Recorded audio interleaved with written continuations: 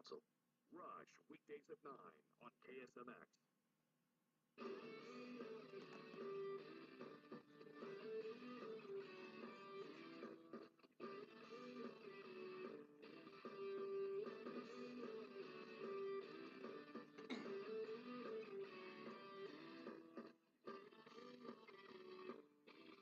Listening to the LHMusicTime radio show. Okay, we're back with Clyde. 888-727-BECK. What they were really trying to do here is show their woman in the UK who's an environmentalist who was freaked out over unlimited power. You got to understand what I mean by unlimited power. It seems like that they would do whatever it takes to whip me and to whip the state of Nevada from declaring their sovereignty. And so this power struggle here is between the federal government and the state of Nevada, where really the power struggle should be. Yeah, you know, we're trying to get hold the governor and see if we can't get him to get out there and support you, because I fear, as I told you in the last segment, there's a chance this isn't going to end well. And they're surrounding your whole ranch. They took more than half your cattle already. Do you have the other cattle on your land now, or are they out there in this? Well, you know, before, let me tell you, I keep it southern, excuse me, what happens here is I'm a rancher, and I have continued my ranching operation. I haven't let them push me around to the point that I give up ranching and try to bring all my cattle into my home farm, and try to feed them out of haystack. I'm using this resource, and I'm producing for the people of America, and so I've continued doing that up to this time. And I do still have about half of my cattle out there, and they're still eating the forage, producing red meat, and that's my intent to keep on doing that. Yeah. All right, we're going to get a couple of phone calls in here, but can you tell us specifically what is happening? Because I've been reading this 200 armed agents surrounding your ranch right now, from the Bureau of Land Management and the FBI, and they're stationed all around the country. That's the way it's been. They've moved back a little bit since the protesters have been here. They're getting back out of the road, so they're not really right around my ranch house as much, but they're still out on my range area, and they're still doing their dirty work. In other words, they keep taking your cattle.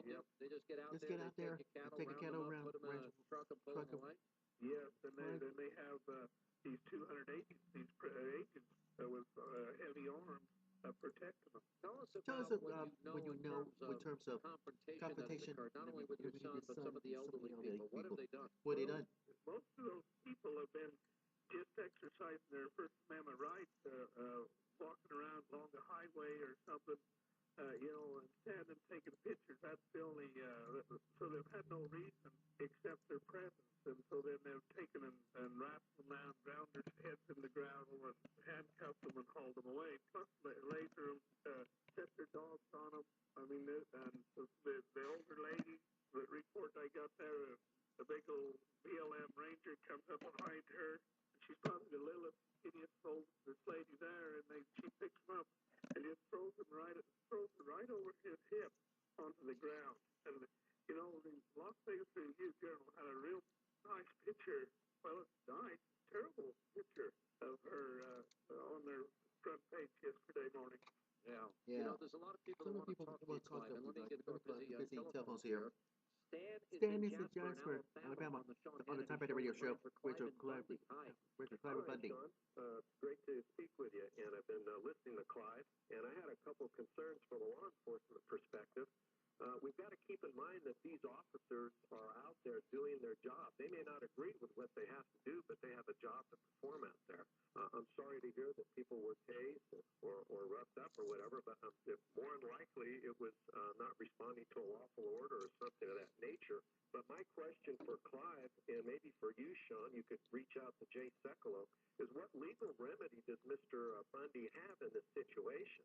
Well, it's a legal case that you speak for yourself since 1993, for 20-plus years. Well, yeah. But I want to speak to something else here. That's the best excuse any kind of officer has. I'm only doing my duty. When the hell are you going to do your duty to protect American people? When are you going to defend the Constitution of the United States? Don't be telling me that that's the only thing you have to do, that your life is do your duty is whatever it might be. Somewhere along the and you have to stand up and be a human being and exercise your free agency here in America. Stan, what's your response to this? Well, my response to that is he's exactly right. They are there to defend all of our liberties. The question I had was, though, I understand he's been in a legal battle, but now that they are actually removing his cattle and taking his personal property, does he have a legal remedy? Can he sue them for that? Is there anything else you can do in the courts is what he's asking?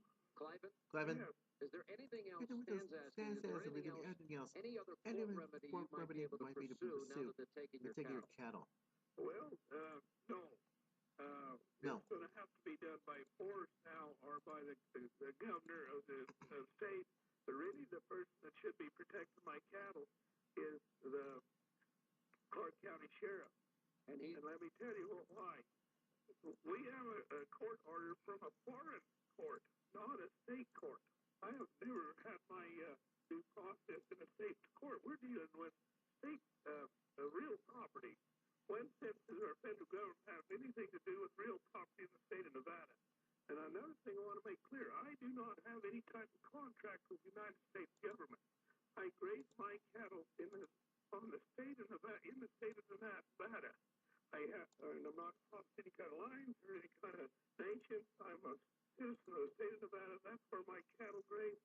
And so the federal court is moot to me. Well, thank you, Stan, for the call. As we say hi to Debbie. Is in Maryland. Debbie on the off. Bundy. Clement Bundy. Hello. Hi, Sean, and hi, Mr. Bundy. I just want to say I'm so sorry that you're going through this. I've been so disappointed that our country has begun really just accumulating property, and that is not what the federal government is saying. What he's saying here, it's a very fascinating legal debate. As long as the land request of is cows grazing on state land. Death threats that they've received. They have their species act, even though they're killing tortoises themselves. They use the desert tortoise as an excuse. Yeah. He's talking about he's talking to his wife. So I have a helicopter out here picking me up. I thought it was Sean Hanley supposed to be picking me up, so I'm not sure. Oh God! I think listen. I'm not trying to be fair to you. Could be your news people doing this. So. Yeah, I know. It's not my news. It's not my news ideas. I think Debbie, what we're looking at is federal government is just out of control. And totally out of control. And the government that spies on us, that uses the IRS to intimidate, silence, harass a government that lies to us, keeping our care and paying less and keeping our doctor, a government that I got to tell you, Mr. Bundy, I really feel that this could end very badly, and I'm concerned about which way it's going to go. It's very disconcerting. Debbie, you want to ask a final question? Oh, yeah, I'm saying, Mr. Bundy, you'll be in our family's prayers. I am just so sorry to see you and your family going through this. And if I could, I'd fly out there and I'd sit in the road, with you. I really feel terrible. Yeah, I don't feel terrible. I feel like this is an opportunity to exercise our love for our freedoms. And I feel, and our family feels, everyone out here that's protesting is feeling your prayers. And we've got some strength from that. So I want to thank you for those prayers. Those prayers are not in vain. Remember, we believe that the Constitution was an inspired document. Somebody says, what do you mean inspired?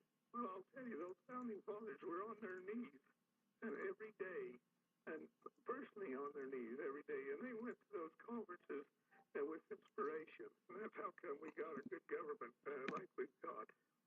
And I thank America. Boy, I got to tell you, I got to take some very inspiring. You really remind me of the quintessential great American rancher, a guy that gets up every single day, you probably put in 15 hours on the ranch. You work really hard, and you provide a product that every American needs. We need meat to eat to survive. It doesn't just come from a grocery store. It comes from a place that you and your fellow ranchers, you produce this for us.